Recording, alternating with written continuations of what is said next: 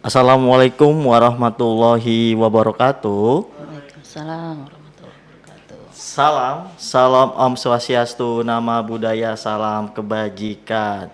Halo sahabat-sahabat UT, apa kabar nih sahabat-sahabat UT semuanya? Pastinya baik-baik dan sehat-sehat ya.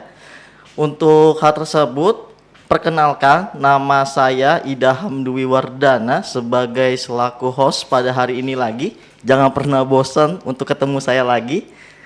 Sebelumnya senang sekali rasanya hari ini pada hari Kamis 12 Juni 2025 kita bertemu kembali lagi di live IG berbincang-bincang dalam program episode 100 dengan tema pada hari ini sosialisasi kurikulum baru program studi pendidikan bahasa dan sastra Indonesia.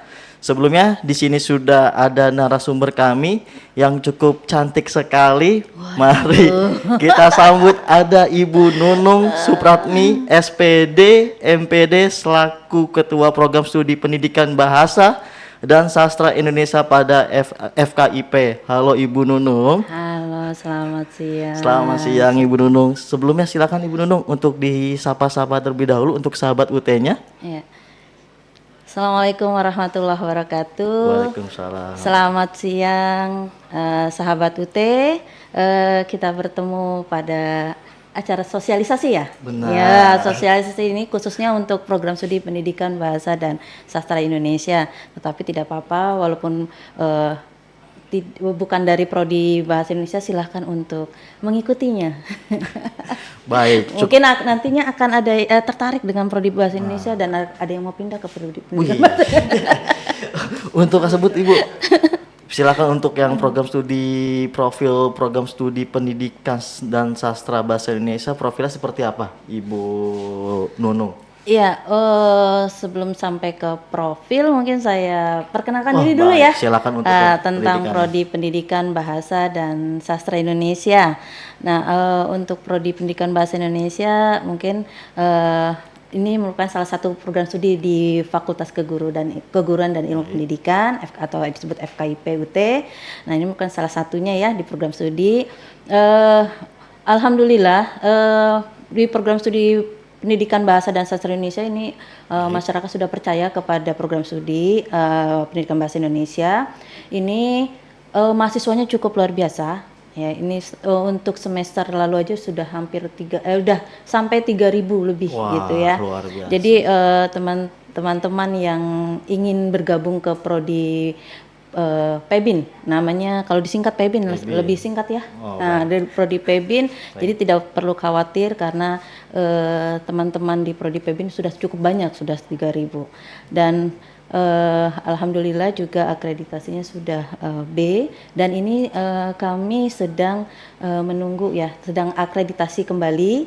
Nah, ini sedang menunggu ininya ya, apa namanya evaluasinya ya. Nah, ini sedang menunggu untuk menuju unggul. Mudah-mudahan mohon doanya kepada teman-teman. Ya, semoga prodi PEBIN ini mendapat akreditasi unggul ke depan ya. Baik, ya. Cukup luar biasa. Ya. Dosen-dosennya juga sudah lumayan ya. Maksudnya sudah banyak dosen-dosennya. Itu untuk prodi PEBIN itu ada 16 dosen, itu tersebar di seluruh Indonesia. Semoga untuk tercapainya lebih meningkat lagi Ibu ya Nunung ya untuk di tahun berikutnya. Baik, untuk seperti apa profil lulusan di Pendidikan Bahasa dan Sastra Indonesia Ibu Nunung? Silakan. Untuk profilnya ya, nah teman-teman mungkin harus mengetahui bagaimana profil lulusannya ketika setelah lulus dari prodi PEBIN itu seperti apa sih, menjadi apa sih gitu ya. Nah, ini profil lulusannya yang pertama menjadi pendidik pemula bidang bahasa dan sastra Indonesia. Yang kedua peneliti mula bidang pendidikan bahasa dan sastra Indonesia, dan yang ketiga adalah wirausaha bidang pendidikan bahasa dan sastra Indonesia. Oh, baik, cukup luar biasa untuk profil-profilnya. Baik, untuk visi dan misi pendidikan bahasa dan sastra Indonesia seperti apa Ibu Nunung? Visinya, kalau visinya itu yaitu mengembangkan pendidikan bahasa dan sastra Indonesia yang mandiri dan unggul berbasis pembelajaran jarak jauh dengan teknologi berkelas dunia. Itu visinya. Wah, teknologi era digital. Iya. Baik. Karena mahasiswa UT kan harus bisa teknologi Wah, ya. benar. Nah, kemudian kalau untuk misinya yang pertama adalah meningkatkan kualitas sistem penyelenggaraan dan layanan pendidikan untuk menjawab kebutuhan pendidik bahasa Indonesia profesional. Yang kedua, memperluas akses pendidikan tinggi terbuka dan jarak jauh dalam bidang pendidikan bahasa dan sastra Indonesia secara nasional, regional, dan internasional. Dan yang terakhir adalah menghasilkan dan mendesiminasikan temuan kajian keilmuan teknologi dan seni bidang pendidikan bahasa dan sastra Indonesia untuk meningkatkan kualitas pendidik bahasa Indonesia. Nah, itu misinya. Misi visinya cukup luar biasa Ya, untuk ini pendidikan dan bahasa sastra Indonesianya. Iya. Baik, untuk selanjutnya kurikulum di 2025 untuk pendidikan bahasa dan sastra Indonesia seperti apa Ibu Nunung? Apanya? Kurikulumnya untuk latar belakangnya. Oh, latar belakang kurikulum 2025 ya. Baik. Ya, mungkin karena ini kan ada tuntutan global ya terhadap lulusan yang kompeten, adaptif dan unggul sehingga kami merevisi kurikulum 2025 yang akan diberlakukan di semester depan gitu ya. Yang itu yang pertama. Kemudian amanat regulasi nasional terhadap penerapan OBE dan juga komitmen FKIP dalam mewujudkan UT sebagai PTJJ berkualitas dunia. Itu latar belakang mengapa kami merevisi kurikulum sebelumnya menjadi kurikulum 2025 ini. Oh baik, kalau untuk yang penawaran program pre-service di pendidikan bahasa dan sastra Indonesia seperti apa Ibu Nunung? Ya, kalau penawaran program pre-service itu mungkin di sini agak berbeda dengan yang di kurikulum in service. Kalau yang pre-service yang benar-benar belum pernah mengajar, nah itu mahasiswa bisa atau calon mahasiswa bisa mengambil program pre-service, ya itu dengan kode 57A. Nah ini diberlakukan mulai 2025.2 atau semester depan ini ya. Semester depan itu mulai diberlakukan untuk pre-service. Jadi untuk mahasiswa yang belum menjadi guru itu bisa mendaftar menjadi mahasiswa program studi pendidikan bahasa dan sastra Indonesia. Nah mahasiswa-mahasiswa yang baru lulus nih SMA, nah silahkan untuk kalau mau menjadi guru bahasa Indonesia silahkan untuk mendaftar di program pre-service-nya.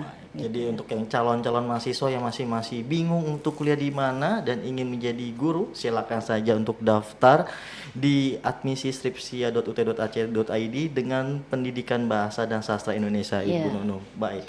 Untuk perbandingan kurikulum lama dan baru di pendidikan bahasa dan sastra Indonesia seperti apa Ibu Nunung? Perbandingannya ya, mungkin pertama dari jumlah SKS. Kalau dari jumlah SKS itu yang kurikulum berjalan saat ini itu 145 SKS, itu ada 54 mata kuliah yang harus ditempuh oleh mahasiswa. Tapi untuk di kurikulum baru ini yang di kurikulum 2025 yang in service atau yang dalam jabatan mahasiswa yang sudah mengajar itu 144 SKS dan itu 53 mata kuliah. Kemudian kalau yang tadi yang pre-service yang tadi dijelaskan itu mahasiswa yang belum menjadi guru itu ada 146 SKS, itu ada sama sih 53 mata kuliah juga. Kemudian untuk kode mata kuliahnya untuk semester yang berjalan ini itu kodenya PBIN atau kita akan sebutnya lebih singkat PEBIN gitu ya. Nah, yang baru itu SPIN atau SPIN. Teman-teman nanti kalau mau registrasi pengambilan kodenya itu SPIN yang terbaru ya, bukan PEBIN lagi gitu ya.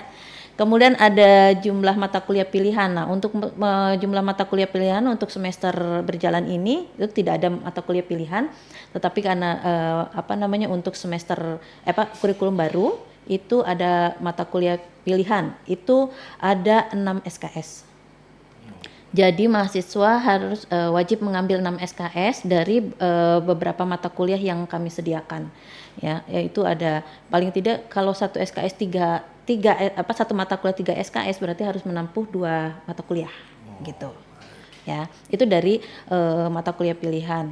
Terusnya untuk mata kuliah praktik itu ada 3 mata kuliah praktik yang untuk semester berjalan ini. Kemudian untuk kurikulum baru itu ada 4 ya, 4 mata kuliah atau 4 mata kuliah ya. Tadi untuk mata kuliah yang sekarang ini kan ada pembelajaran PKM, PKP, kemudian ada mata kuliah berbicara untuk semester yang berjalan saat ini. Tetapi untuk yang semester akan datang ada tambah 1 mata kuliah adalah mata kuliah metode penelitian.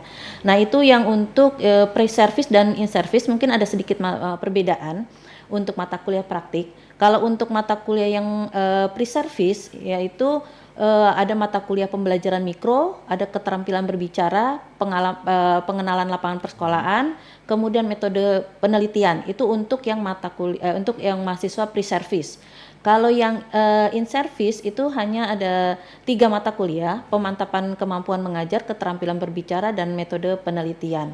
Nah, kenapa berbeda? Karena di sini ada mata kuliah pembelajaran mikro untuk pre-service. Mahasiswa itu dipersiapkan untuk mengajar. Jadi ada belajar mengajar terlebih dahulu, itu di pembelajaran mikro untuk yang mahasiswa pre-service. Nah, kenapa di in-service tidak ada mata kuliah pembelajaran mikro?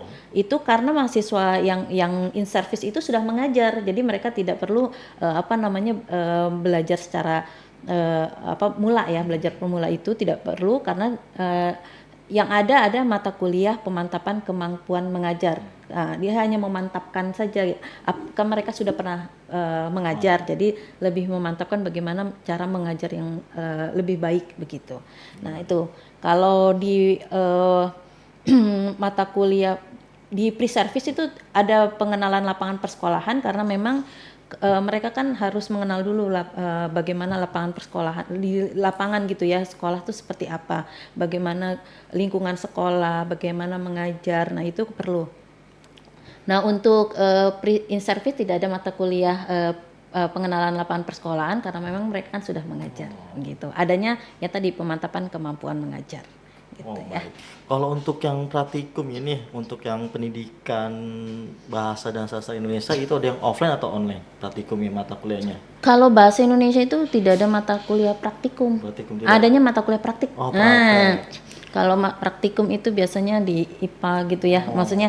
Nah, kalau mata kuliah kami disebutnya bukan praktikum tapi mata kuliah praktik. Kalau mata kuliah praktik itu tadi seperti tadi yang pembelajaran mikro. Kalau pembelajaran mikro itu nanti pelaksanaannya itu mahasiswa belajar mengajar di kelas kecil. Maksudnya kelas kecil adalah nanti ada tutorialnya. Pada saat tutorialnya mereka belajar mengajar. Jadi yang menjadi siswanya itu adalah teman-teman sendiri. Jadi belajar sebelum mereka ke sekolah, mereka belajar dulu mengajar di di kelas dengan teman-teman. Dengan teman-temannya. Nah, itu untuk pembelajaran mikro. Kalau keterampilan berbicara itu prosesnya ada pelaksanaannya praktik. Ya, praktiknya itu praktik nanti ada tutorialnya wajib ya. Jadi wajib tutorialnya itu 8 kali pertemuan mereka akan melaksanakan praktik berbicara. Nah, kalau pengenalan lapangan persekolahan mereka harus praktik ke sekolah. Wah, seperti itu ya. Supaya mereka punya gambaran kan harus ke sekolah gitu ya. Kayaknya seru juga Bu ya untuk ngajar-ngajar gitu ya. Ya, seperti itu. Jadi kalau untuk mata kuliah praktik itu misalnya tadi ya metode penelitian juga itu ada tutorialnya. Jadi untuk beberapa mata kuliah untuk mata kuliah praktik itu wajib mengikuti tutorial. Jadi kalau mahasiswa tidak mengikuti kegiatan tutorialnya atau bimbingannya, maka mereka tidak akan lulus. Jadi wajib mengikuti. Wajib ya, karena nilai ujiannya itu tidak ada ujian tertulis ya atau online, tidak ada ujiannya. Tetapi nilainya itu diambil dari praktiknya itu. Jadi mereka wajib mengikuti. Kalau tidak ada, Bu saya nggak ikut tutorialnya boleh nggak? Nggak boleh. Jadi boleh, nggak boleh mengikuti tidak mengikuti ya. Jadi wajib mengikuti tutorialnya karena nilainya itu diambil dari situ.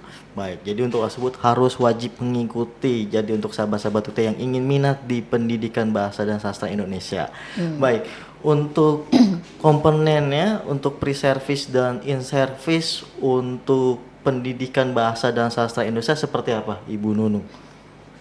Maksudnya Komponen kurikulumnya, kode bentuk TAPS-nya. kodenya. Baik, Kodenya itu kan tadi kalau kode mata kuliahnya kan pakai menggunakan SPIN ya. Baik. Misalnya kalau tugas akhir program misalnya TAPS SPIN 4460 untuk artikel ilmiah, SPIN 4470 untuk skripsi. Nah, itu seperti itu. baik. Kalau untuk yang IPK minimal lulusannya berapa, Ibu? IPK minimal. Baik. Kalau IPK minimal itu untuk prodi pendidikan bahasa Indonesia, bahasa dan sastra Indonesia itu minimal 2,5. Oh, Nah, itu ya untuk kurikulum yang baru. Nah, itu akan diberlakukan di mulai 2026.2. baik. Kalau untuk yang sekarang itu karena belum diberlakukan masih IPK kelulusan 2. Baik.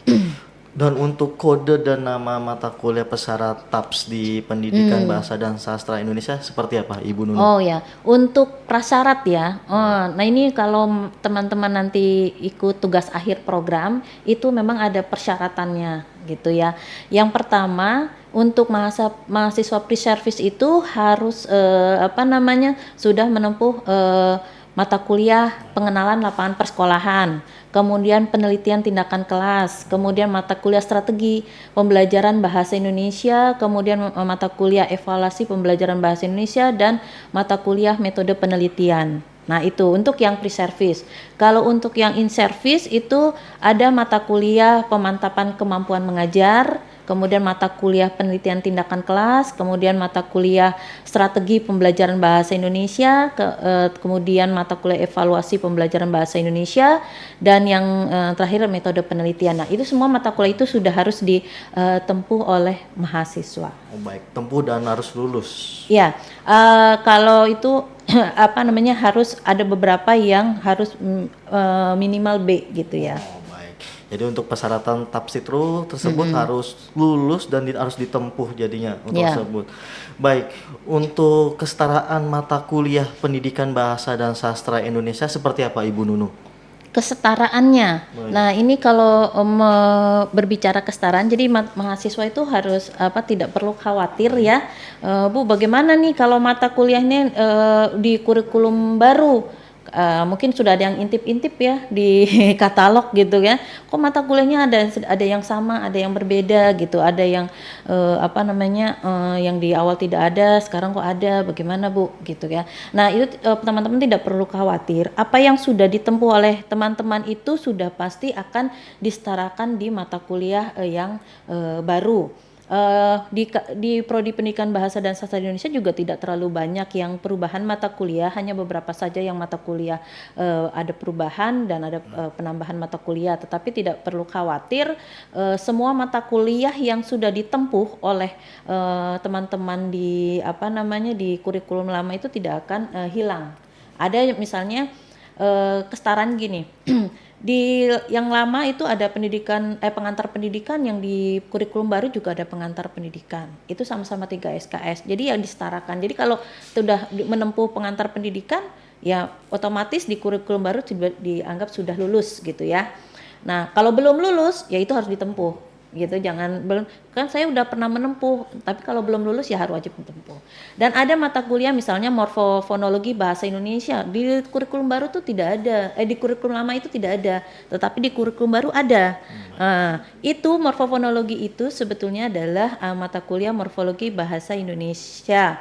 Nah, ini awalnya kan memang 4 SKS berubah menjadi 3 SKS. Ini ada penggabungan dua mata kuliah, yaitu mata kuliah fonologi dan mata kuliah morfologi bahasa Indonesia.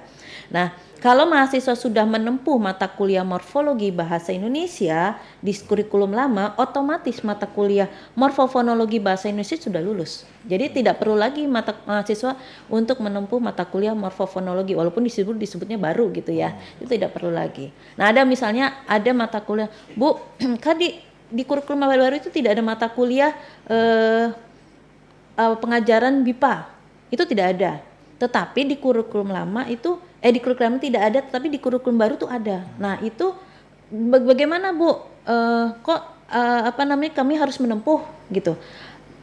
Untuk teman-teman yang sudah menempuh mata kuliah pengajaran keterampilan berbahasa, otomatis nanti akan disetarakan dengan mata kuliah pengajaran BIPA. Karena memang di dalam mata kuliah itu juga ada mengajarkan keterampilan berbahasa.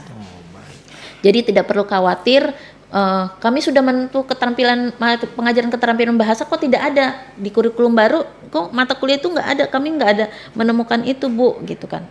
Tidak perlu khawatir, itu sudah disetarakan di mata kuliah pengajaran BIPA. Jadi mahasiswa tuh yang sudah lulus tidak perlu lagi menempuh mata kuliah BIPA.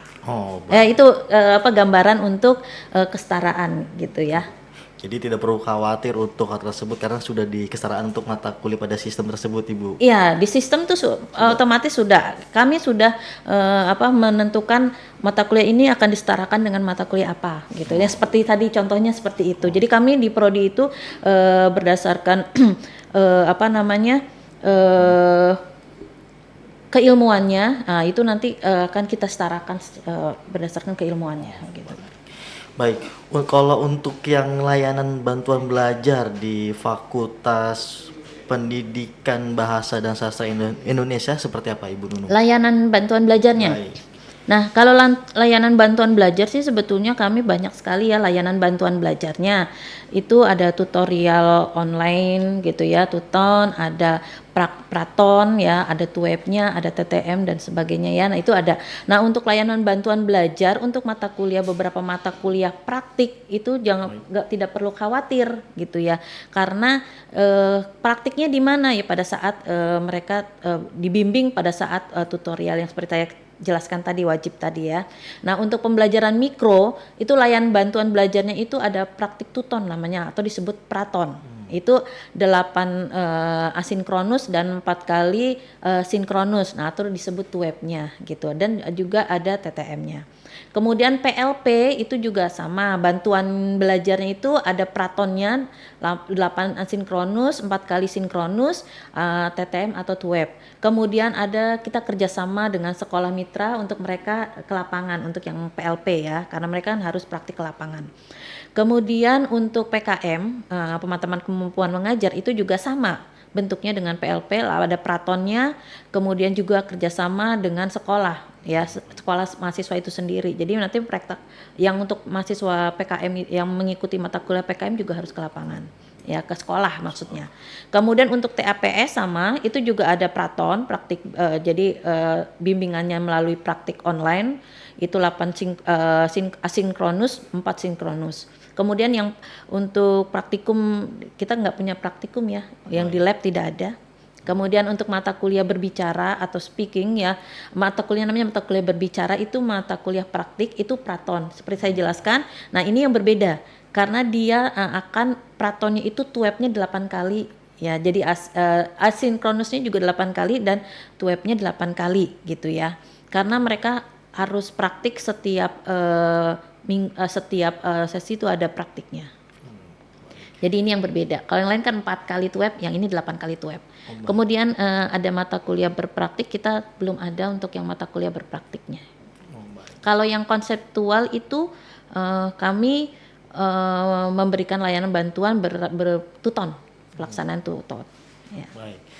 Untuk desain mata kuliah praktik atau praktikum atau TAPS di Pendidikan Bahasa dan Sastra Indonesia seperti apa Ibu Nunung? Kalau desainnya ya, pemantapan misalnya mata kuliah pemantapan kemampuan mengajar, dia terbimbing juga, dia ada pola desainnya aja terbimbing ya.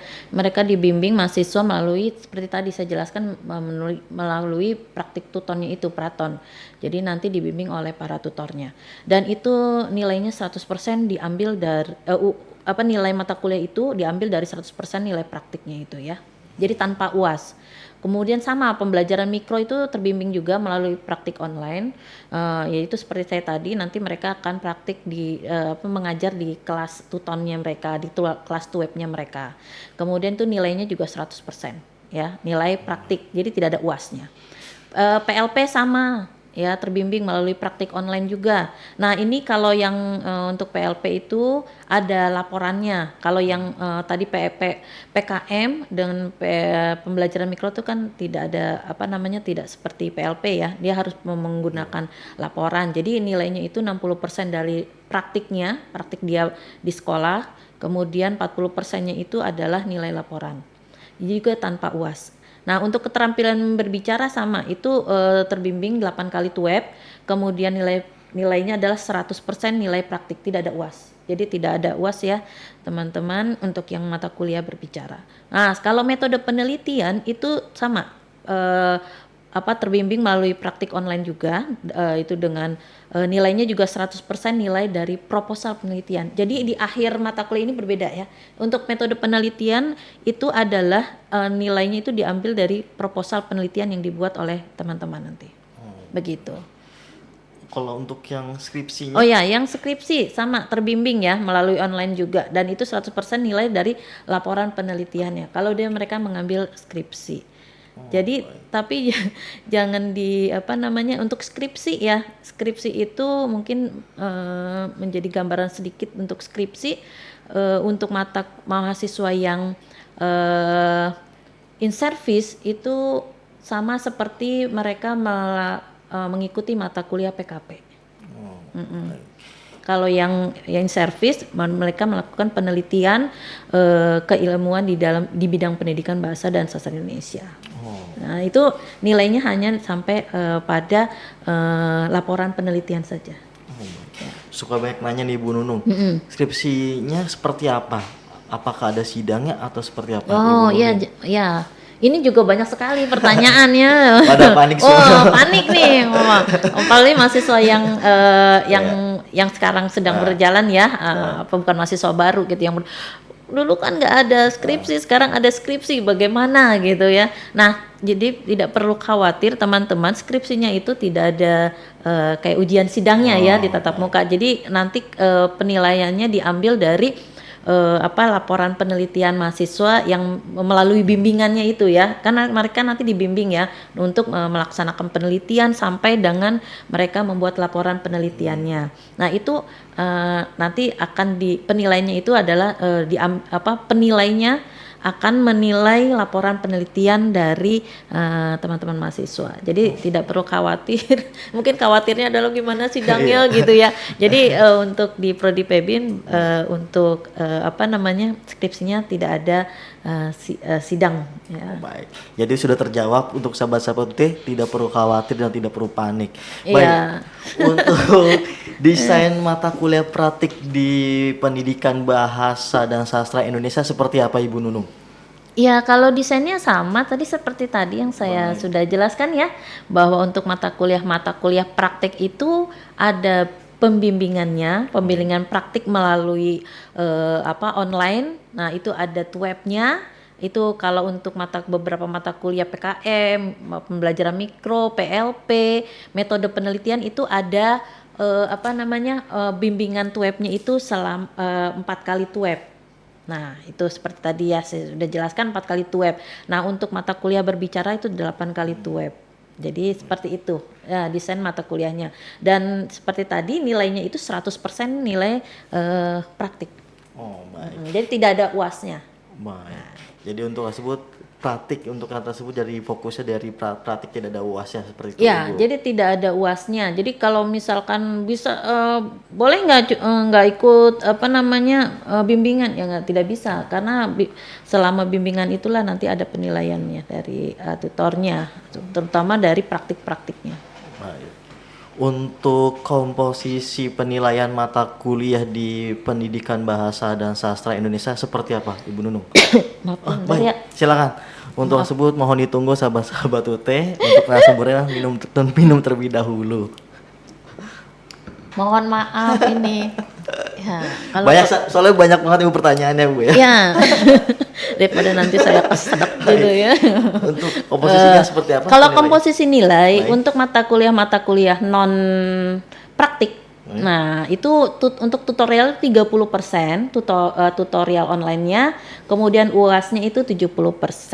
Nah, itu untuk yang tuton untuk mata kuliah non praktik ya. Tapi untuk mata kuliah praktik yang seperti saya sudah tadi jelaskan itu adalah nilainya diambil 100% dari nilai praktik. Jadi tanpa UAS. Tapi kalau mata kuliah yang non praktik itu ada UASnya, ujian akhir semester. Oke, berarti untuk yang non praktik itu ada nilainya Bu ya untuk yang UAS dan tugas-tugasnya. Iya. Baik. Jadi ada tuton dinilai, kemudian UAS juga dinilai. Baik. Untuk implikasi kurikulum 2025 di pendidikan bahasa dan sastra Indonesia seperti apa Ibu Nunung? Ya, yang pertama mungkin kita kalau ada beberapa mata kuliah praktik ya seperti PLP, PKM, tentu saja kami nantinya akan bekerja sama dengan beberapa sekolah ya untuk teman-teman untuk melaksanakan praktik ya baik dari mahasiswa pre-service maupun mahasiswa in-service. Kemudian untuk ke depan itu komposisi nilainya yang kalau untuk di program studi pendidikan bahasa dan sastra Indonesia memang belum ada mata kuliah berpraktik ya. Nah, itu adanya mata kuliah praktik. Kalau sebetulnya untuk pengetahuan saja untuk teman-teman yang bukan dari prodi Pembin mungkin ada yang mata kuliah berpraktik itu ada 60% pembelajarannya itu diambil dari praktik. Kemudian 40% itu dari OAS. Ada mata kuliah, sebetulnya ada beberapa mata kuliah berpraktik sih untuk yang mata kuliah pilihan gitu. Tapi tidak banyak.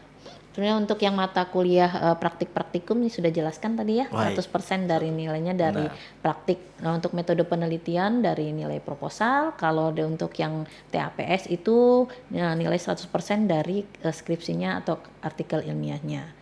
Nah, ini kalau untuk yang untuk mahasiswa yang PLP 60% itu nilai praktik, 40% nilai laporan ya. Nah, Prodi Pebin juga pada saat ini sudah masih membuka layanan RPL itu yang untuk kurikulum 2025 untuk itu RPL. Baik, untuk selanjutnya sudah banyak sekali untuk yang nanya-nanya dari akun Instagram Ibu yang sudah pada kepo dengan pendidikan bahasa dan sastra Indonesia. Yang pertama ini dari akun Aujib KT, apa yang akan dilakukan Universitas Terbuka jika ada kendala atau masalah yang dihadapi mahasiswa selama proses implementasi kurikulum baru ini? Apakah ada jalur pengaduan atau bantuan yang tersedia? Silakan Ibu Nunung untuk dijawab. Ya, UT khususnya di Prodi Pebin juga pastinya akan membuka pengaduan ya, misalnya mahasiswa mengalami kendala untuk kurikulum baru berhubungan dengan mata kuliah mungkin ya ingin bertanya tentang tadi kesetaraannya bagaimana gitu kan ya, tentang mata kuliah yang diambil silahkan untuk mengadu ke program studi pendidikan bahasa dan sastra Indonesia. Nah, kami sudah untuk mahasiswa yang lama, mahasiswa yang saat ini masih mahasiswa berjalan sekarang saat ini, kami sudah mempunyai WAG-nya pembimbingan. Nah, silakan untuk mahasiswa untuk menanyakan di WAG tersebut, terutama ke dosen-dosen pembimbingnya. Di WAG itu ada dosen pembimbing atau misalnya langsung saja ke ke WA-nya program studi gitu ya. Dan juga kalau misalnya ada permasalahan tentang administrasi atau apa bisa bisa bertanya ke UT daerahnya gitu atau ke Hal UT ya. Baik. Seperti itu. Jadi kita bisa menyediakan jalur pengaduan atau bantuan. Baik. Mudah-mudahan apa yang tidak ada kendala harapannya. Amin. Semoga lancar-lancar aja. Iya, lancar-lancar aja harapannya kan gitu. Kalau untuk yang misalnya ingin konsultasi, apakah ada Instagramnya untuk pendidikan bahasa dan sastra Indonesia melalui apa Ibu Nunung? Ada Instagramnya Pebin UT, Pebin FKIP. Oh baik, untuk tersebut silakan di follow Pebin UT ya Bu ya Ibu Nunung. Pebin UT. Untuk selanjutnya dari akun Maramiri, mahasiswa RPL apakah bisa mengajukan alih kredit ulang karena mata kuliah tertentu baru ada di kurikulum baru? Silakan Ibu Nunung untuk dijawab. Ya, untuk mahasiswa RPL ya yang sudah menjadi mahasiswa ya. Sudah. Nah, sudah menjadi mahasiswa itu sebetulnya begini. Bisa saja sih mereka mengulang, tapi mereka harus agak ribet gitu urusannya nih. Harus mereka mengundurkan diri dulu dari program studi pendidikan bahasa Indonesia, kemudian mereka baru ini lagi mendaftar lagi gitu. Jadi mereka punya NIM baru, jadi apa yang sudah mereka ambil tetap bisa di RPL-kan gitu. Tetapi kalau sebetulnya kalau yang ini tidak terlalu banyak sih yang yang minta dialih kredit ulang gitu ya. Ya memang sedikit mereka harus mengganti NIM, kemudian mereka meng-RPL-kan kembali apa yang sudah mereka tempuh gitu. Nah, itu otomatis mereka harus membayar ulang RPL. Oh, baik. Jadi untuk tersebut mengundurkan diri apabila sudah mendapatkan NIM, Bu ya. Mengundurkan diri lalu untuk mendaftarkan ulang kembali. Mendaftarkan ulang, jadi mendapatkan NIM baru. Nah, seperti itu. Itu biasa terjadi seperti itu. Banyak juga sih yang mereka ini ada beberapa mata kuliah nih yang kemarin tidak ada, bisa gitu. Oh, baik. Tapi jangan khawatir sih, sebetulnya apa yang sudah ada sudah disetarakan gitu. Jadi untuk tersebut tidak perlu khawatir untuk calon-calon mahasiswa UT apapun yang sudah jadi mahasiswa UT. Baik, untuk selanjutnya dari akun Tamrin, kayaknya anak Jakarta Pusat ini Tamrin. Bertanya, mau tanya dong Min, UAS TAP semester ini ikut kurikulum baru atau kurikulum lama? Silakan Ibu Nunung untuk dijawab. Kalau yang semester ini ya, Baik. ini belum kurikulum baru, tetap untuk menggunakan TAPS yang semester sekarang. Baik. Ya. Nah, untuk kurikulum baru, kalau misalnya TAPS-nya belum diambil di semester ini, baru mau diambil semester depan, berarti harus mengikuti TAPS-nya yang kurikulum baru. Kalau yang sekarang ya pakai yang TAPS. Baik, jadi tergantung ya Bu untuk tersebut. Baik, untuk akun selanjutnya dari Ika Sari _ untuk mata kuliah baru yang muncul, apakah harus menambah semester lagi atau mengerjakan itu? Silakan Ibu Nunung untuk dijawab. Untuk mata kuliah baru ya, yang baru muncul. Baik, baru muncul. Apakah harus menambah semester? Jadi begini ya, itu kan berhubungan dengan kesetaraan. Kalau ada beberapa mata kuliah itu sudah disetarakan dan di LKM itu sudah dianggap lulus, jadi mata kuliah baru itu tidak perlu lagi ditempuh. Tetapi kalau di situ belum lulus, berarti belum ada kesetaraan di mata kuliah yang lama yang memang belum ditempuh oleh mahasiswa. Jadi sebetulnya kalau yang ada yang baru, mata kuliah baru, mereka di situ masih BL, berarti di kurikulum lama kesetaraannya itu belum ditempuh gitu.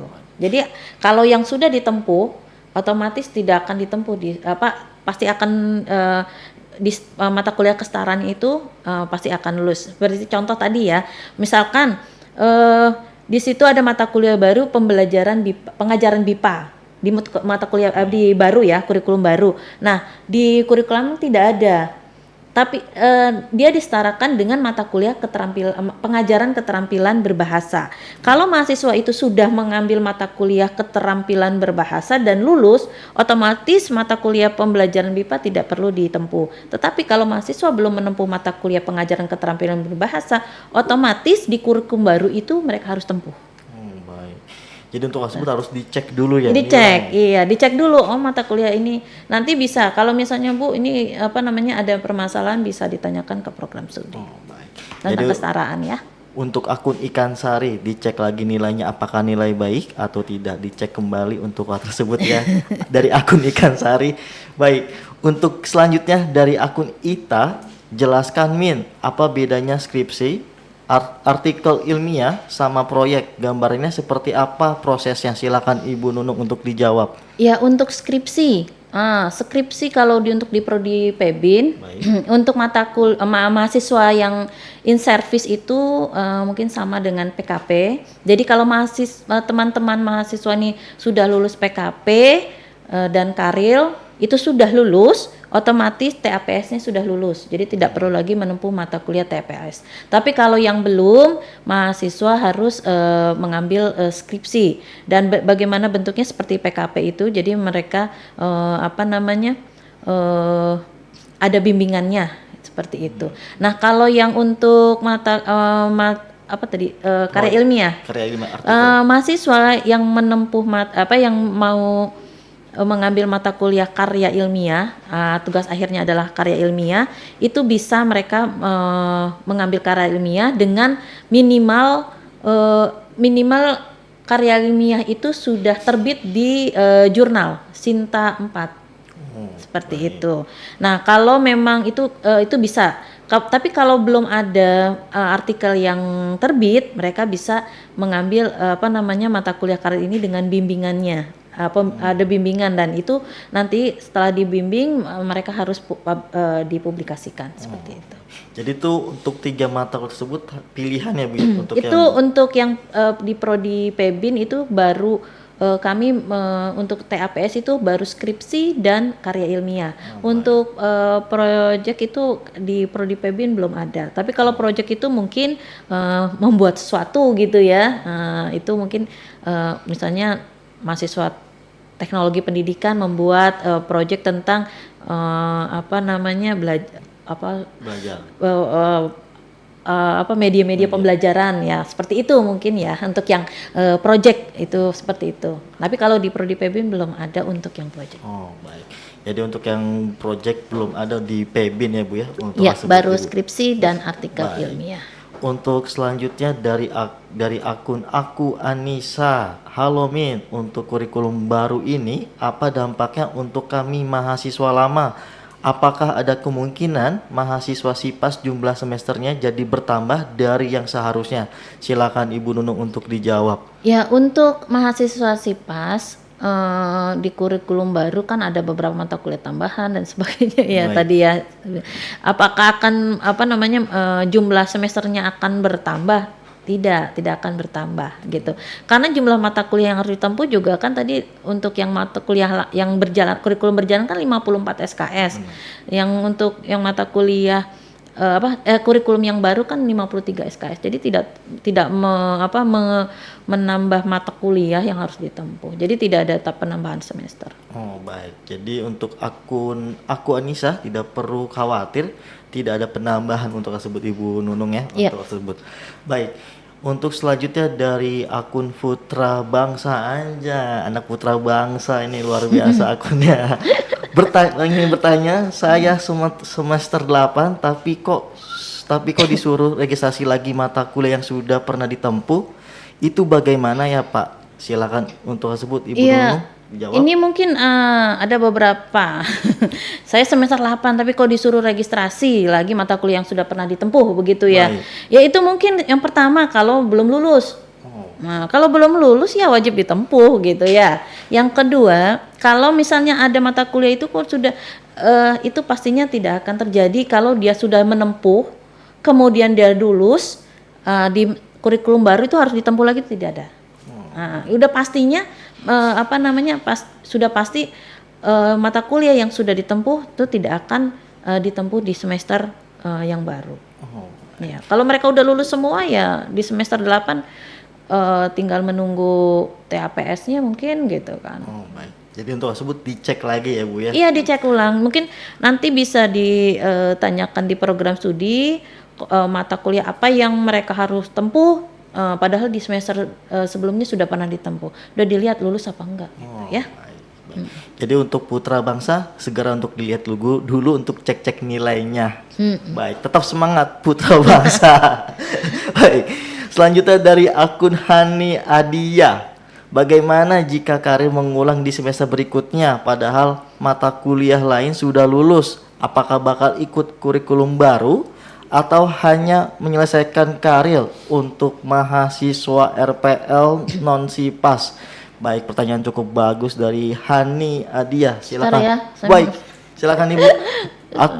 Akun Hani mau ditunggu sebentar. Mohon maaf. Ada masalah dengan Baik, silakan Ibu Nunung ya, untuk dijawab. bagaimana jika karir mengulang gitu ya? Benar. Kalau misalkan karir mengulang, semua mata kuliah udah lulus nih, dengan catatan semua mata kuliah udah lulus, hanya tinggal karir yang belum lulus di semester ini dan sedang menempuh tapi belum lulus gitu ya. Kalau untuk karir itu nanti untuk mahasiswa yang berjalan ini ya, mahasiswa yang pada saat ini sudah sedang menempuh di prodi PEBIN, Kalau mahasiswa itu sudah mengikuti mata kuliah pemantapan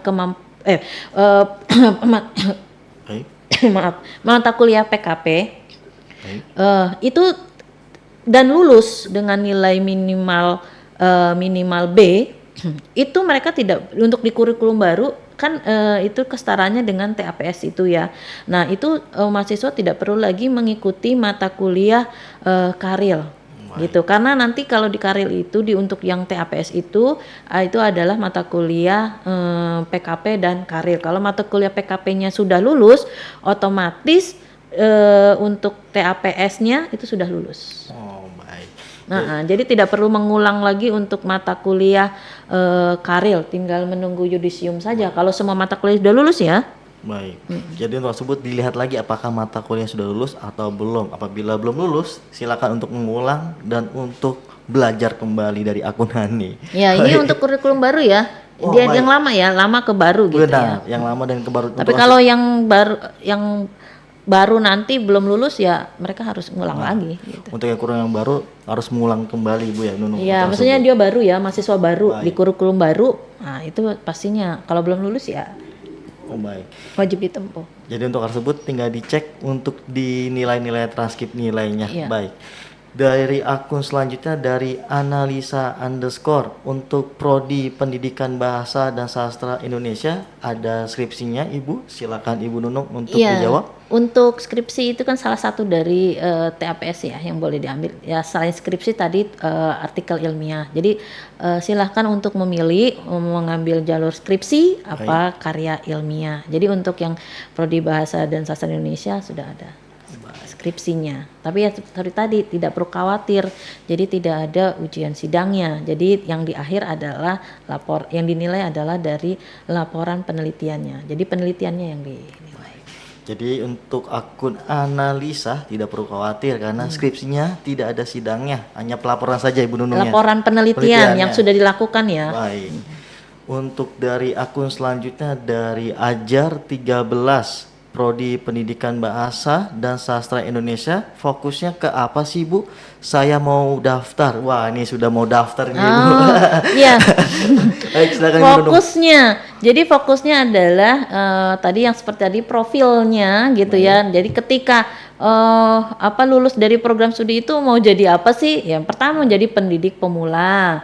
Jadi di bidang bahasa dan sastra Indonesia. Jadi tetap nanti menjadi pendidik pemula. Bisa juga menjadi peneliti pemula di bidang pendidikan bahasa dan sastra Indonesia atau kewirausahaan di bidang bahasa dan sastra Indonesia. Tapi lebih fokusnya yang utama adalah sebagai pendidik pemula. Yang fokus utamanya. Tapi kami juga memberikan tadi lulusannya menjadi peneliti dan wirausaha mula. Luar biasa. Jadi silakan tergantung dari mendaftar. aja untuk mendaftar apakah ingin menjadi Iya. guru atau menjadi wirausaha ya Bu ya. Ya, wirausaha. Jadi itu kami bisa jadi menjadi pendidik pemula, kemudian saya mau jadi mau nambah-nambah jadi wirausaha, boleh silakan. Mau jadi peneliti juga sekaligus penelitian lah, melaksanakan penelitian ya silakan gitu. Untuk akun Ajara, ayo gabung ke UT segera untuk melakukan pendaftaran. Tetap semangat akun Ajar 13. Baik, selanjutnya dari akun Faisal Ashar 88. Saya dengar bisa ya, bukan sebagai guru ya Bu. Dan masa tempuh di prodi tersebut berapa lama? Dan adakah mata kuliah praktiknya? Silakan Ibu Nunung untuk dijawab. Pertanyaan pertama. Bisa, sekarang untuk prodi pendidikan bahasa dan sastra Indonesia sudah membuka yang pre-service, yang jadi yang bukan guru. Baik. Jadi tidak perlu lagi tidak perlu surat keterangan mengajar kalau untuk yang mahasiswa pre-service. Jadi nanti mengambilnya yang pre-service gitu ya, yang dengan kode 57A. Nah itu boleh. Jadi bukan sebagai bukan guru ya, sebagai guru maksudnya. Mahasiswa ini bukan guru, boleh nggak kuliah di UT, di Prodi Pebin, boleh. Untuk yang kurikulum baru silahkan. Yang baik yang sudah menjadi guru atau belum sekarang bisa mendaftar, gitu ya. Masa tempuhnya sama 8 semester, gitu ya, 8 semester. Ya harapannya 8 semester tuh harus selesai semua, harus lulus gitu ya. Jangan mulur-mulur gitu ya. Nah, 8 semester sama. Dan adakah mata kuliah praktiknya? Ada. Tadi kan sudah dijelaskan ada mata kuliah praktik terutama untuk mahasiswa yang bukan guru. Tadi ada mata kuliah micro teaching, pembelajaran mikro, kemudian pengenalan lapangan persekolahan, kemudian ada mata kuliah metode penelitian dan mata kuliah berbicara. Itu ada 4 mata kuliah praktik yang harus diikuti oleh mahasiswa. Baik. Jadi untuk akun Faisal untuk segeralah mendaftar karena sebagai bukan menjadi guru juga bisa dengan pendaftarannya pre-service ya Bu ya, Bu Nunung. Ya. Baik, segera untuk bergabung di UT untuk akun Faisal. Baik, selanjutnya dari akun Nisyahla, apa persyaratan pengambilan TAPS Bu? Saya baru bergabung, silakan Ibu Nunung untuk dijawab.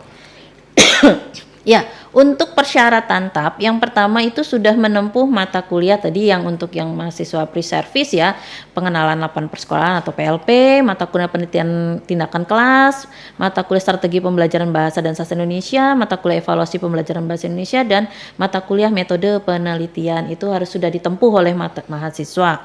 Kemudian untuk mahasiswa in service yang mahasiswa yang sudah menjadi guru in service itu ada mata kuliah PKM yang harus ditempuh, kemudian PTK penelitian tindakan kelas, kemudian mata kuliah strategi pembelajaran bahasa dan sastra Indonesia, mata kuliah evaluasi pembelajaran bahasa dan sastra Indonesia, kemudian juga mata kuliah metode penelitian. Itu mata kuliah prasyaratnya yang sudah ditempuh. Gitu. Baik. Jadi peserta harus diambil dan harus lulus minimal nilai B Bu Nunung ya. Baik. Untuk selanjutnya dari akun Ucil_Ucul, namanya lucu sekali nih, Ucil dan Ucul. Pertanyaannya apakah kembar Ucil. Pertanyaannya apakah ada tambahan jumlah SKS lulus bagi mahasiswa ongoing dengan kurikulum baru ini Bu? Silakan untuk dijawab Ibu Nunung. Jumlah SKS sih tidak ada berubah. SKS ya. Baik, malah berkurang. Kalau SKS kan awalnya 145, ya kan? Sekarang itu yang sekarang 145, yang kurikulum baru itu 144. Tidak ada tidak ada penambahan SKS. Baik. Jadi untuk Ucil dan Ucul untuk penambahan SKS tidak ada penambahannya. Ya. Baik. Untuk selanjutnya dari akun namanya lucu-lucu sekali nih. Ngopi dulu _Oni 12. Kayaknya udah siang ya, harus ngopi dulu kayaknya nih, ngopi dulu namanya akunnya. Pertanyaannya secara garis besar, prodi pendidikan sastra dan bahasa Indonesia itu fokusnya kemana? Dan apakah bagi saya yang sudah mengajar 4 tahun tetapi saya baru lulus SLTA, mengingat di tempat saya guru itu terbatas? Silakan Ibu Nunung untuk dijawab. Ya, pertanyaan pertama fokusnya kemana? Ya tadi seperti tadi ya, fokusnya itu sebagai kami ke pendidikan bahasa dan sastra Indonesia menjadi pendidik gitu ya. Lulusannya diharapkan menjadi pendidik pemula. Kemudian juga tadi jadi diulang ya, jadi peneliti mula, kemudian wirausaha pemula gitu. Dan pertanyaan kedua, sudah mengajar 4 tahun tetapi saya baru lulus SLTA. Maksudnya? Jadi dadanya untuk hal ini sudah mengajar 4 tahun tetapi saya baru lulus SLTA. Apakah bisa untuk ambil program yang in-service atau free service mungkin Ibu? Ya, yang untuk yang mengajar 4 tahun sudah pernah mengajar. Kalau mengajarnya nanti kita akan lihat dulu mengajarnya di bahasa Indonesia atau bukan. Kalau yang bukan yang berarti dia harus mengambil yang free service.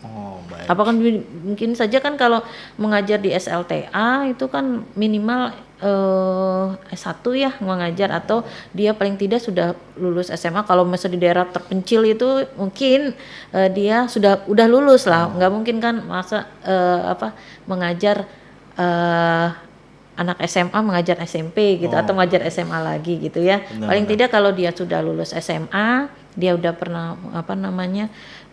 mengajar nanti akan dilihat. Kalau mereka pernah mengajar mengajar TK atau apa ya mereka harus ngambilnya pre-service. Jadi untuk akun ngopi dulu, untuk tersebut dilihat dulu untuk pemberkasan lebih detail ya Bu ya. Untuk hal ini mengajarnya di mana? Apakah di TK, SD atau SMP untuk hal tersebut Iya, ya? kalau Bu? TK kan nggak mengajar bahasa Indonesia, Iya. otomatis mereka harus apa namanya harus mengambil yang pre-service Baik. karena belum pernah mengajar bahasa Indonesia. Baik, berarti untuk yang dari akun Nunung ini kurang lengkap. Dari akun ngopi dulu. Ngopi dulu. Baik, untuk tersebut dari akun selanjutnya dari akun Rizka Aska 67. Ibu, bagaimana kita mahasiswa ongoing menghadapi perubahan dari kurikulum baru ini? Mengingat saya sudah semester 6, pasti ada perbedaan dari kurikulum lama. Silakan Ibu Nunung untuk dijawab. Iya, untuk menghadapi perubahan kurikulum itu nggak perlu khawatir sebetulnya ya. Ini udah semester 6. Mata kuliah apa saja yang sudah ditempuh oleh mahasiswa otomatis nanti akan disetarakan di kurikulum baru. Jadi nggak perlu khawatir ya. Nilainya juga akan sama dengan nilai yang sudah mata kuliah yang sudah ditempuh. Itu akan dilihat saja nanti di LKM-nya ya. Dilihat kira-kira mata kuliah apa saja yang belum ditempuh, itu saja yang ditempuh. Kan ada yang akan terlihat situ, ada yang sudah lulus, ada yang belum lulus gitu. Jadi tidak perlu khawatir mata kuliah yang sudah ditempuh tidak akan tidak akan disetarakan. Jadi tidak perlu khawatir. Pastinya akan disetarakan. Jadi kami tidak akan merugikan mahasiswa. Jadi apa yang sudah ditempuh oleh mahasiswa otomatis akan kami setarakan di mata kuliah yang baru. Itu tinggal dilihat mata kuliahnya yang sudah. Jadi yang yang masih BL aja yang sudah ditempuh nanti bisa konsultasi ke program studi. Nanti akan kami lihat LKM-nya mungkin ada mahasiswa yang ingin bertanya, silahkan nanti akan kami lihat, akan kami jelaskan. Baik, jadi tidak perlu khawatir karena sudah disetarakan Bu ya mata kuliah dari semuanya. sistem tersebut semuanya. Asalkan itu mata kuliahnya sudah lulus ya, mereka sudah pernah menempuh tapi belum lulus ya pastinya di kurikulum baru tetap belum lulus. Baik. Gitu. Tetap semangat Rizka, lihat mata kuliah dulu apakah ada nilainya bagus atau tidak, dilihat terlebih dahulu. Baik, dari akun selanjutnya dari Iko Awis, namanya Eropa Iko Awis. banget. Namanya luar biasa, kayaknya dari Belanda ini kayaknya. Pertanyaannya, saya mau daftar LPL, syaratnya apa saja untuk prodi ini Kak? Silakan Ibu Nunung untuk dijawab. Kalau RPL ya paling tidak nanti akan transkrip nilai di universitas lama yang sudah mereka tempuh. Itu harus ada melampirkan itu seperti itu. Jadi akan dilihat mata kuliah apa saja yang bisa nantinya disetarakan dengan di RPL-kan ya dengan mata kuliah yang ada di prodi kami seperti itu. Jadi nanti dilampirkan selain berkas-berkas yang lain ya, salah satunya adalah transkrip nilai dari universitas yang pernah ditempuh. Baik. Mata kuliahnya itu yang pernah ditempuh. Baik. Untuk akun Iko untuk tersebut. Oh iya, sebagai ini penjelasan sedikit untuk mata kuliah yang bisa disetarakan adalah kalau mata kuliah itu nilainya minimal B. Baik. Ya, kalau minimal C kami belum bisa menerima. Misalnya gini, mereka sudah menempuh mata kuliah Pancasila di mata kuliah di universitas yang lama gitu ya. Nah, untuk RPL itu kalau mereka nilainya C, maka itu tidak bisa kami setarakan. Tapi kalau mereka nilainya B baru kami setarakan. Atau misalnya ada lagi satu syarat lagi, kalau SKS-nya itu sama atau melebihi dari SKS yang di prodi kami. Misalnya begini, untuk mata kuliah morfofonologi misalnya atau mata kuliah sintaksis bahasa Indonesia mereka sudah pernah menempuh misalnya. Di sana di universitas lama itu mereka 2 SKS, di kami misalkan 3 SKS. Nah, di itu tidak bisa. Tapi kalau mereka 3 SKS atau 4 SKS kami bisa terima dengan nilai minimal B. Seperti itu. Jadi untuk tersebut dilihat nilainya minimal B ya Bu? Minimal paling tidak minimal B dengan SKS sama atau lebih tinggi dari di prodi kami. Baik. Di prodi Pebin ya. Pebin, baik. Untuk akun Iko Untuk tersebut siapkan pemberkasannya dan langsung saja untuk melakukan pendaftaran Bu ya, untuk nanya-nanya saja persyaratan namun tidak daftar buat apa dari aku Niko. Baik, sudah di ujung acara Bu, sudah di ujung acara. Sebelum kami menutup acara pada hari ini, untuk sahabat-sahabat UT ataupun yang sudah jadi mahasiswa UT, apabila ingin melihat rekaman ulang IG Live, bisa saja dilihat melalui UT TV dan @Humas Universitas Terbuka. Sebelum kami menutup acara pada hari ini, silakan Ibu Nunung, ada yang mau disampaikan untuk sahabat-sahabat UT terlebih dahulu, silakan. Ya, untuk sahabat-sahabat UT yang ingin berminat untuk di program studi pendidikan bahasa dan sastra Indonesia, segera untuk mendaftar. Segera. Kami siap untuk membimbing teman-teman selama proses pembelajaran di program studi pendidikan bahasa dan sastra Indonesia. Baik, ayo cepat bergabung di Pendidikan Bahasa dan Sastra Indonesia. Baik, untuk selanjutnya kami informasikan untuk pendaftaran mahasiswa baru program Diploma dan Sarjana jalur non RPL maupun RPL sudah dibuka untuk calon mahasiswa yang masih bingung kuliah di mana. Ayo segera untuk melakukan pendaftaran melalui laman websitenya admisi-stripsia.ut.ac.id. Ayo bergabung sekarang untuk di UT, jadilah bagian dari generasi pembawa perubahan. Baik, untuk selanjutnya sebagai penutup ada sebuah pantun dari saya. Memakai payung di musim gugur, Cakep. agar daun tak mengotori rambut. Cakep. Ayo maju, jangan mundur. Cakep. Masa depan cerah di UT harus disambut. Baik, sebelum acara ini kami tutup, terima kasih kepada Ibu Nunung sudah meluangkan waktu untuk di acara ini. Dan terima kasih Sama-sama. untuk tim operatornya dari Mas Ajis, Mas Robi, Mas Rizky. Apa mau say hello dulu nih? Malu-malu mungkin ya Bang Ajis, Mas Robi dan Mas Rizky. Baiklah, untuk sahabat UT, sekian bincang episode 100 pada hari ini. Bertemu lagi di episode yang akan datang. Sampai jumpa sahabat-sahabat UT. Wassalamualaikum warahmatullahi wabarakatuh. Sampai jumpa sahabat UT. Warahmatullahi wabarakatuh. Sampai jumpa.